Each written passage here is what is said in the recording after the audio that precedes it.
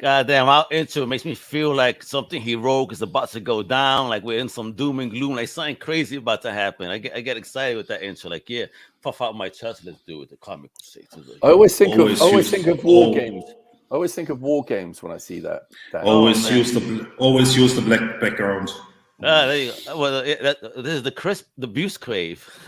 Yes, it is. This is where the magic happens. Yeah, Okay, man. today we are on our second short here, and when you're watching this, let us assure you this will be 20 to 30 minutes. I'll try to be the timekeeper, folks. I know how these guys go.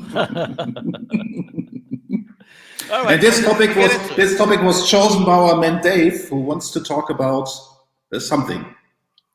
Well, I just like I think that let's actually talk about a little bit about creative process, like and I only suggested this because I think both Chris and myself have both been quite creative, or at least trying to be creative recently. And Chris is working on his second book. Second, yeah. I mean, number 2. And it's not like and these aren't small books either. So these these are Bibles. You know, I'm working at the moment. I'm actually inking a graphic novel that I wrote, and getting back into I haven't done that much like creative work in comics for the last couple of years. So it's nice to get back on the saddle for that. But I just thought what might be nice is just, you know, everybody has their own approach to how they create, how they do anything, where that initial spark comes from, where's that initial idea come from, how you develop it, how you build it, how you grow it, all that type of thing. So I just thought, so I just thought like, you know, let's just spend 20 minutes talking about, you know, where the ideas come from. And you know, it's because again, sometimes it like in the case of the graphic novel I'm working on, in a way it's a sequel of sorts to a graphic novel I did back in 2000. Ooh, wow. Going back after so many years. See, this is what I'm interested here. See, this is why I'm interested in this conversation, guys, real quickly, because it's just, you know, Chris is new in this scape, right? You know, up to his second book, he's new. You are, you know, a vet on this. You know, you got your badges. So I definitely want to listen to how a newbie's creative process is, and then listen to someone that's, you know, been in the business and see how you, especially now you're saying you took a skip for a minute and now back in. Like, how do you even acclimate yourself back into, you know, creating? Well, I mean, you don't ever leave it. Like, you know, yes, I could, like, yes, my day job hasn't been comics for the last 2.5 years, but like 2 years ago, I took a month out and I inked an entire comic book I've been working on with Simon Bisley, which will be out next year. Oh, excellent. So. Excellent. And which was kind of, again, it was one of those things that's like I'd been on my mind. I should finish this at one point. It didn't have a deadline for it, but I just thought, you know what? Just for my own sake, I'm going to do it. I'm going to sat down and like every day got up, got the brushes out, got the pens out, inked another couple of panels, a page, and you know, and it was like, and that was really good. Like, yeah, I haven't because again, a lot of people don't know this. A lot of people like when they. You know, when usually if you sort of look at what I've been doing, it's mostly editing, publishing, developing, some writing. But I got into this business in the 80s as an artist. I was inking for Marvel, DC. You know, I'd worked for quite a few different companies at the time. 2000 AD, but it was, you know, that's how I got my start, and you know, I got a Best Ink award a long time ago. Super excellent. But But again, it's like it was so long ago, and it's like most people certainly don't remember me for that. So it's been a weird feeling, just going almost like going full circle again. Like, you know, it's okay. I've literally spent the last 2 days. I bought some new nibs for dip pens, ink pens, which you dip in the ink. And wow, you go old school, kiddo. Damn. Well, yeah, that's what I used to use. And I like recently I've been using lots of like micron pens, using markers and things like that. But I just thought, let me just if I'm going to be doing this graphic novel, do I want to carry on using markers, or do I want to go back? Do I want to go back to use pens? Do I want to use brushes? And I think it's looking like I'm going to be using a mixture of them all, but I'm definitely going to be using dip pens and brush again.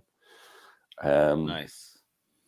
Yeah, it's like I've always come from I was trained as an illustrator, so I come from things of how do I get the texture on a certain thing? What's the best way of getting that texture? Not like how do I do that with a dip pen? Well, it might not be a dip pen's the best tool to use for that. So I have to, you use something else. And these days, it's when I last inked, it had to be solid black and white. There was none of this like using a pencil to shade and to tone in it as well. And now I'm looking at it, it's like, yeah, no, actually I can really have fun with this. I can really, I can use pencil. I can use a bit of watercolor. I can use some Copic markers in it as well. So I don't have. I want to ask you, how is it that you get into the creative mindset when you're ready to work? Because like before you said, you didn't have a deadline on a certain project, then you put yourself like, I want to do something. So is it important for you guys to maybe put a deadline on yourselves? No, I think what's important, and I got confirmed, and I was watching a writer on YouTube who was saying the same thing, is don't sit down when you don't know what you're going to write. Develop it in your head first and then sit down to write. Because that's a mistake a lot of people seem to be making. Oh, I sit here and have no idea what I'm going to write. I have it in my head, I really know it. And I tick the boxes in my head and say, okay, I want to do this scene. I want to achieve this in this scene. We need to go from here to there to there. I already know it in my head. And then it's only typing. Yeah. And then it's refining. I think when you hear people go, hey, no, man, you're just going to get up in the morning, you've got to sit down, you've got to write it back, just bang it out, just start writing. It's like, okay, if you have your outline already, if you've worked it out what you're doing, like if you've done your 12-issue outline and you're on issue 6, unless someone's changed something on you, your editor changed it, you know what you're going to do. So it becomes more of a methodical thing. It's like, okay, I will get up and I will get something started. The very first screenplay I ever wrote, I did it once I'd written my outline and I had a treatment for it. What I did was I'd got up at 5 o'clock every morning and I'd work for an hour and a half solid writing every morning until I had it finished. Yep. I would, the moment I heard my kids starting to wake up, I'd wrap up the paragraph I was on and just stop and pick it up the following day. And that worked really well for me. It was like quiet. It's that first thing you do in the morning. Literally, I'd sit there with a pot of coffee and glug, glug, glug, glug, tap, tap, tap, tap, tap, tap, tap. He's a pot. There's also this. I read this interesting comment, or there was a discussion in a forum going on about writing, and there was this one guy said, "Oh, I never write an outline because I want to be creative, and then I feel boxed in, and if I know the story already, then it's boring for me." I think everybody has his own process, but when you ask me about my process, for my second book, I outlined every scene. I've 190 scenes, it's all outlined. But this is the story. What you need to do when you write, or at least this is my experience, is you have to develop the plot, and the plot is the characters talking to each other. I had this one scene in my second chapter where I have this character, I'm talking about my second book, where I know this character is going to make a turn eventually. I need him to go on the other side. And I was writing him for the first time when he was a young man in the second chapter where I introduced him. And suddenly I realized, okay, this guy's intelligent and he's talking to me. And he says, no, he's not trusting these people. I have to already plant the turn this early on. I hadn't really planned on planting this turn this early on, but the character talked to me and said, no. I'm not going to trust these people. There is doubt. And this is when you listen to your characters. When you have the story, you know the story outline, you know this is going to happen in this scene, 1, 2, 3 things. But what the characters do, how they talk to each other, this is something you flesh out while you write. Yeah, I see. What I like to do is when I'm writing, I really like to develop the characters out fully. Like once I have the bare bones, I know roughly what the story is going to be, or what I want it, or what I'm thinking about it at that point. I then work on the world building aspect, create the characters, flesh out who they are, what their backgrounds are. I do deep dives into them. So even though a lot of it might necessarily ever be relevant to any of the story, but it's relevant to me, and it helps me figure out exactly where they've come from, what their journey is as a person. What I like to do, and what I did in the way my books are broken down, is that you follow different characters. And what I decided early on is to have basically an omniscient narrator, but even the omniscient narrator's voice changes according to the characters. The narrative style adapts to these characters, not only the dialogue, because it brings the reader into the mindset of the character, because the perspective is tied in these chapters to this character's perspective. And then you say, okay, even in the narrative, I follow this character's perspective. This character has a unique voice versus the other character has a different voice. That's what I mean. But that's what I was getting to. Each character ends up with a unique voice, and it's at that time once you start to work out the characters. But then what you do is like you go back to your story and you go like, okay, well, I need these are the paths I need those characters to roughly be on, and you're going to reach a certain point on those journeys that those characters are making where you go like, the current way I am thinking about this character and the way I've developed this character, I lost sight of the fact that I need them to make this big change at such and such a point. So as you said about like that turn, you have to go back and you go like, okay, I built a character. What makes that character change? What is the turn? And you at that point, you know the character well enough that what you get to know the pressure, what buttons you're going to have to press on that character to make them turn. And that's what you're writing. That's what you put into the story. Because there's nothing worse than reading something or even watching a film and you see a character do something that is against everything that the writers established up until that point. And why do you do that? Yeah. It's also problematic if the character does this mechanically. It needs to be organically. It needs to come out of the character. That's important. But the other thing is, when you talk about creativity, we talked about this briefly. It's sometimes when I go shopping and I say, okay, I have this idea, the character needs to go there, do this, get that. Then I go shopping and say, oh, wait a minute. Yes, but the character is not doing that. He's getting something else. And I say, okay, this is the idea now. I'm going to do that. And people say, oh, aren't you worried you forget about this? And the answer is, if you forget it, it was not a good idea. Yeah. Okay. I mean, if it stays in your mind and you say, okay, now I know exactly what the character will do, you will not forget it if it feels organic. How do you get to your headspace though, Chris? In your journey, how do you get into that creative headspace? What do you do distinctly, when you sit down? Are you just really just walking around now after that, when you have it developed, or do you have your own set schedule when you do something? Are you taking notes every step of the way? You have an idea, let me take a note, and then let it. I sometimes take notes, and the way I've outline things. I sometimes have full sentences in my head and I write those sentences down.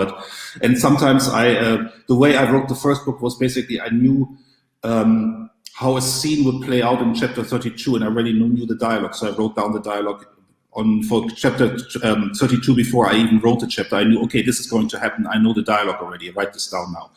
But the thing is, the way I get my creative juices going, if you will, is basically I came into this different than Dave, because when I was young, I was also writing and wrote short stories, never got anywhere with it, put it aside. And then you were so kind to ask me, oh, come on the side, write for us. And I started writing these columns for Comic Crusaders. They are there, Comic Book Confidential. Check them out. People gave very positive response, which is also very important for any creative. If you see a creative person do something out there, don't be negative all the time. You can be constructive, but also give words of encouragement, show love.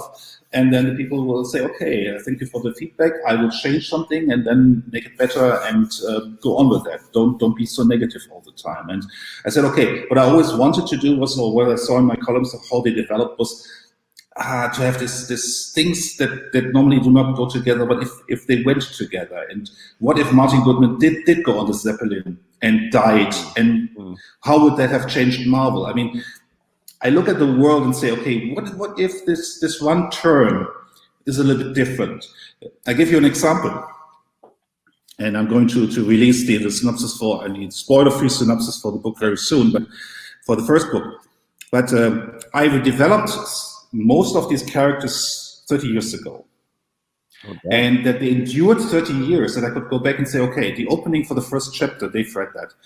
Where I have a young woman walking down the street. I wrote that 30 years ago when I was in New York. I got the geography a little bit wrong, but they've helped me on that one. But I wrote that 30 years ago. And I developed this character 30 years ago. And some of the other characters too. And I said, okay, cool. And after 30 years, they're still interesting. I can still work with these characters. And then I saw a documentary about a gentleman called Jack Parsons. I don't know if you know who Jack Parsons was. Jack Parsons was born with the name Jack Marvel, actually, and he is, or Marvel Parsons, actually. He's called Jack Parsons in my book. He was the man who created the rocket fuel who got us on the moon, who got America on the moon. He was also a devil worshipper. And he was friends, get this, he was friends with Ron and Hubbard. Yeah. Oh, shit. Before Ron and Hubbard founded Scientology. Actually, Ron and Hubbard stole the girlfriend Jack Parsons had from him and married her. Oh, damn! Which was the sister of Jack's wife. Here you go. And the thing is, Jack Parsons went to the Devil's Dam in Pasadena. That's actually a Devil's Dam, and he prayed to the devil, "Help me with my rocket formula." And the question in my head was, "What if the devil answered?" Yeah, well, I think he did. the genesis for my book. I said, okay, now I can fit it all together. It all falls into place. I know exactly now how all this works, and then all the pieces came together. Just looking at the world, thinking about alternative routes, thinking about a few things, and now I have a photographer asking me how much blood do you want on the cover shot. I mean, this is just crazy. I mean, it's just crazy, a crazy journey, and feedback is always helpful because Dave gave me also very wonderful advice. Don't vomit the words on the page. Just make a paragraph now and then, which I now did because the reader has to take a breath. Like, yes, the thing is, I figured out is how you do this in Word, how you do the indentations, also with the dialogue, how you do it automatically, and because Americans love the indentations apparently when you start a new paragraph. And I figured out actually because that's actually required for Amazon, surprisingly. And now I went back and did it all. It looks amazing now. You can look at the pages. Do that as well in future for your articles on Comic Crusaders. Yes. It looks so much. It looks so much better now, and it gives the whole thing a more structure. See, this is the kind of lessons you have to learn. I mean, just be open to feedback and say, okay, thank you. I appreciate that feedback, and it helps you along the way. Absolutely. Yeah, man. I mean, agreed. Everybody needs feedback of one kind or another, and even if it's just to help, like if you hear enough people whose word you value all saying the same things, you kind of realize, like, okay, I'm on the right page here. Yeah, if the opinion or the words are consistent, you know what's going on. Yeah, absolutely. And that thing about, Al was asking, like, about that sort of, that inspiration, that thing, like how do you get that going, like whether it's like, okay, do you sit down and first thing in the morning, things like that. One of the things that no, go ahead, Chris. So the other thing I wanted to say was, I started listening a lot to podcasts, also to learn scripted podcasts, and to learn to use the language better. And can always recommend this gentleman, Jake Barnes. He has this wonderful podcast out, this Graceland. And what I found when I wrote the book originally was I was holding back. I was always looking at this and I say, okay, how would people on Twitter react to this if I did this and this? And this guy is the #1 podcast in music in the world. And this guy he's writing. He's doing the stuff I did with my columns. He's making conjectures. He's saying, okay, I don't know if Paul McCartney ever said that, but he's a character in my story I'm telling about the Beatles. And he goes very far in this stuff. And I said, okay, now I'm going on a revision anyway.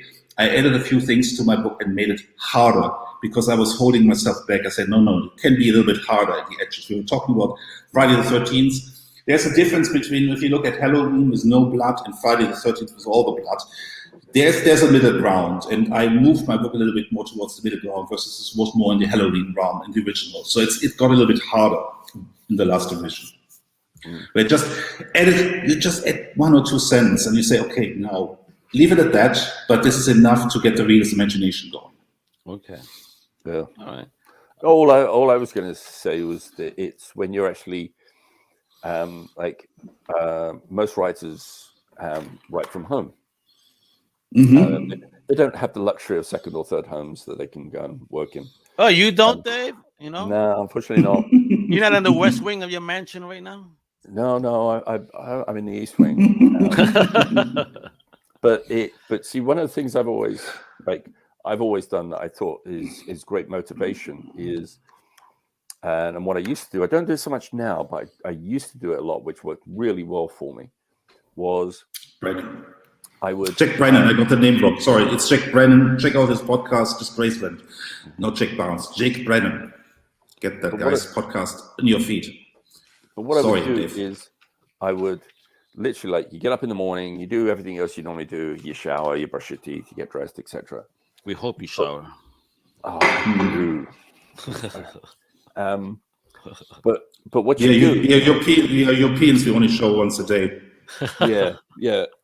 But what I would do though is basically you make your bed, you tidy up. But then what I would do is I leave the house, go for a nice walk, usually stop at a coffee shop, get my nice cup of coffee, sit down, make the notes about exactly how I'm going to structure my day work-wise. And then when I go home, I don't think of myself going home as home. I think of I'm going to work. And I have a workspace I set it up in the morning before I leave. So I don't have to do anything. I don't have to sort everything out. I literally just have to press the on button and start work. And I find that creates mentally, takes me out of, well, when I woke up, I was at home and now I'm at work. And sit down and I can start work and I'm at work. And that's the thing that I've always found that works. Everyone's got their own way of doing it.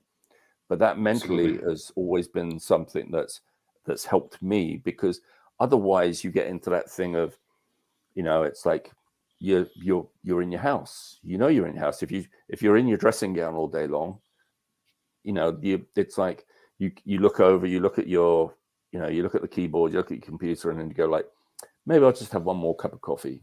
Maybe I'll have one more slice of toast. Or maybe I'll, let me watch one more episode.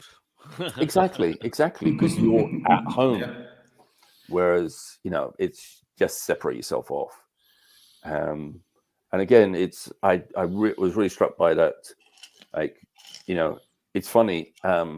Chris is talking about a book that he's carried these characters in his head for 30 years. Crazy. The graphic novel I'm working at now was it wasn't characters, but the world, the kind of the concept I created 25 years ago. Oh shit! Look at that.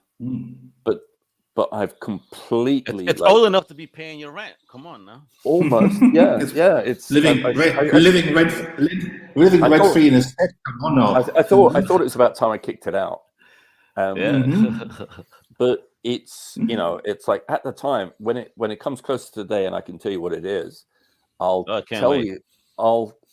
tell you what the original graphic novel I did, which it bears no resemblance to now. There's not the same characters. The same concept is there, but it's completely changed. It's completely new characters. It's set 10,000 years in the past. So but it's interesting. The concept kept talking to me. The concept was something that I was like, you know what, that worked well for 25 years ago. What's old is new again, kiddo. People love it, and that's the era where people are kind of digging back into. Also, music, fashion, and all. So, why not in the comics? We're seeing that resurgence in comics, that type of comic storytelling. Anyway, that's more old school than the now. Comics has never we've always lived in the past in comics. That's why the main characters, like all the top comics these days, are still the same characters from 50 getting on for 60 years old now, even longer. Like Batman's like 80 years old. 80. And he's still running around like a young man. Yep. And he's getting the girl too, so. Wait, let's see. It's supposed to retire soon. Let's see. Hang on, I'm going to have an exclusive only for you two guys, because I'm going to send you a first draft of the cover. He's Oh no, you can't tell that on you can't do that on air. Right, I can do whatever I want. Hang on. That's how Germans think, That's how Germans No, I'm good. Oh, come on, right. Hang on, I'm just making a mistake here because I'm too stupid. No, because you're excited. You're too excited, Chris. Look at you. Yes. Hang on. I almost see some sunshine coming out of that bat cave now. Oh yeah, hang on a second. It's only for you guys. We're not going to share. No worries, I'm not going to share it. No. Just drop it in the ICC chat, and we will have a release party soon. It's not the finished product. And there's no blood yet, but you have to see what it looks like. And this is actually good. This is part of the creative journey, because here is in his creative process, and now while we're recording, he got wonderful news, and this new journey that Chris is undergoing. So just the excitement, doesn't even know what button to hit. Hang on. How did you feel, David, when you got that first opportunity? Were you like Chris over here, shit bang on, like nervous? When I put my first opportunity. Yeah. And sent. Guys, look at it. Imagine this was a little blood going on, and then you have the logo going there. I was going to say, it's like, what were you just been talking about? There's lack of it there. The blood will be added digitally. You sure, bro? Because it needs we will see. But this is what I want. Very nice. Very nice. Oh shit. I need one of them tools, bro. Let me tell you. Yeah, I should be ashamed as the Puerto Ricans. I don't have one of those tools. The closest I ever got to one of these was a comb version of this. A comb version? Oh no! Look at Dave was menacing in New York, coming out in the subway with that. No, he's combing his hair. Yeah. And this is not a prop. The photographer who I will reveal shortly ordered a prop, and I said, "No, this looks like shit. We need to get a real thing," and we got a real thing. Oh, nice! This is a real life razor, and it is sharp as a mother, and we want that. That is the feel you get.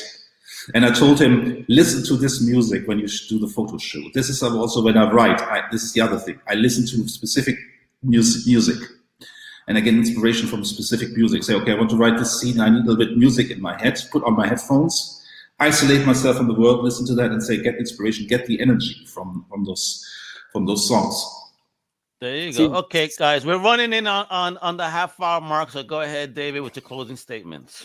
Well, what I was just going to say is, you just brought up a good point there about creating soundtracks to work to, because music, I've always there's the music I listen to when I'm writing, and then there's the music I listen to when I'm inking, And when I'm inking, I can listen to anything. I can listen to heavy rock. I can listen to any, like, you name it, I can listen to it. When I'm writing, I can't listen to anything that's got any words in it. I can't hear any words. No, I don't want to listen to somebody's story that they're telling in their song.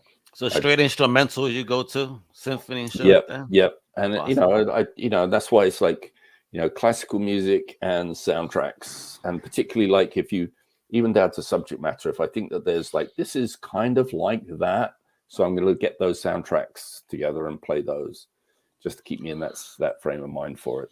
So anytime I'm starting to do posts and editing for Comic Crusaders, I'm listening to break beats. It's like you say, no words. It's just a rhythm, a whole beat. I'm just there jamming the whole time. But let's go, looking like Kermit in that GIF. If we're about to share advice here for upcoming writers, think in scenes. You need to break down what you do. Break it down in themes. You have to build a structure for your book. Just go on a grab yourself any negative video of all these wonderful podcasts out there who rate on every movie. Listen to these idiots, but they have some interesting advice to offer. And I did, because they always say, okay, they lost the story here. There's no, the third act doesn't work, and it doesn't work. This is lame. Listen to these idiots who critique movies, but they have a point. Listen to what they say about story structure. Learn how to build a structure. You want to take your readers along. Build something. Plant seeds. Deliver payoff. Build structure. Build scenes, and build chapters. Yeah, and the other half of that, though, the other side of that is you've got to care for your characters, even the most minor character. Absolutely. And the world has to be believable. And once you set the physics for your world, like I'm talking about, you can do fantasy, magic, whatever you're doing, create that, like whatever laws that your characters live by, the physics that if they have magic, if it's power, whatever that is, that has to be consistent. That has to write the rule book of that. Yeah, there's a rule book.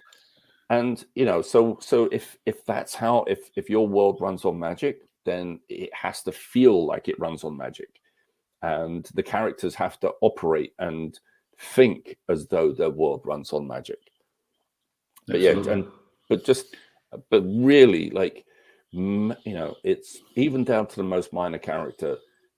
Like, even if in film, if you see sometimes like what becomes memorable, you've got characters that become memorable, and you think back and they only had like 3 lines because somebody really thought about their motivations, even for that sequence. And going back to what Dave said, we already told Dave about this, where this one character who's very important, and then I said, okay, I need to give this character a send-off scene. And I hadn't planned that, but you have to give your characters, you have to treat your characters with love. And the other thing is, what I used as a model for my book or book series as it is, not that I wanted to copy any of this, but it's if you go back to Watchmen, the emergence of Dr. Manhattan completely changes the world. And think about your world, when certain characters can do things. If the world is changed only a little bit, what ramification will this have for the next decades? How can you see this change manifest? In my case, it's a change in pop culture. You have different things. You have different kinds of bands, different music. You say, okay, but these characters, they know these bands. And you explain, okay, I know this, what this band is like, but this band never existed. But in your world, it does. And you have to make it believable. There you go, folks. Great advice for this session, which is on their creative process, and I'm pretty sure there's things that you guys may relate to. So please, throw stuff in the comments. We'll go ahead and respond accordingly. Let us know if you have any show ideas as well. There's any type of topics you would like the team to tackle and discuss, whether it's comic book history, creators, and the whatnot. It'll be fun. So thank you again for tuning in. All right. It's Al Mentor with Dave, with Chris. Thanks for hanging out. You know what to do. Follow us at comiccrusaders.com. Make sure you check us out on Facebook, Instagram, at the ICC on CC. All right. Hasta la próxima. Later. Goodbye. Bye. Cheers, guys.